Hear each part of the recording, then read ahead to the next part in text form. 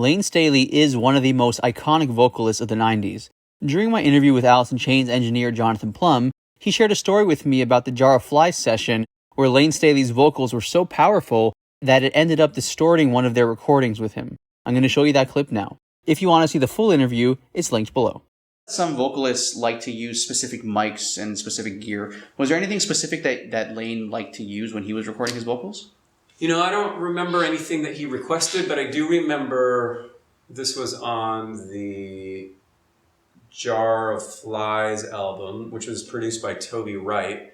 I remember this is kind of a nerdy thing, I don't know if this is the... Yeah, no worries, it's cool enough, yeah. But he had rented, I think, 5 or 6 microphones from Los Angeles, like a high-end microphone rental company. Toby rented these mics? Yeah, for Layne. I think we set up about 5 different mics and had him sing a little bit on each mic, and we ended up with this vintage, it was probably a vintage Tube U67 that just sounded killer. And we had again, this is nerdy, but we had a LA2A tube compressor in the vocal booth, or in the control room that we were running his vocals through. And this is maybe a testament to how quick he worked, is we were just still getting a vocal sound set up. We had to get the dials just right to get the right level and all that stuff.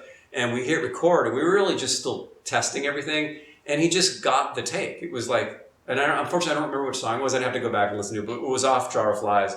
And I remember the beginning of the song started soft, so we set our knobs to sort of the soft setting, and throughout the song he starts getting louder and starts screaming, and I remember the level was so hot it was distorting the tube compressor and it was distorting the tape. And I remember sitting next to Toby, and Toby was the engineer, and he was really responsible for it. I was like, oh shoot, Toby, that distorted, it's distorted, can we use that? And Toby just looks at me, he's like, that was gold, doesn't matter. And so I'll have to look up the song. I can't remember what song it was, but you can hear it distorting on the recording still, and that was the take.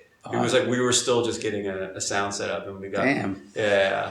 So that's a good story of like how he worked. His voice was powerful enough that it distorted yeah, the machine. and we just, that shows you how much we had to be on the ball around someone like Layne. And Jerry too. It's like they're so creative, and it's like you just have to hit record. You know, anytime they're playing music, you hit record. Yeah, that's crazy. Did Layne ever blow out his voice when he was singing? No, Layne, he really knew what he was doing with his voice. Yeah, I mean, I've heard stories from live that he really knew how to take care of his voice.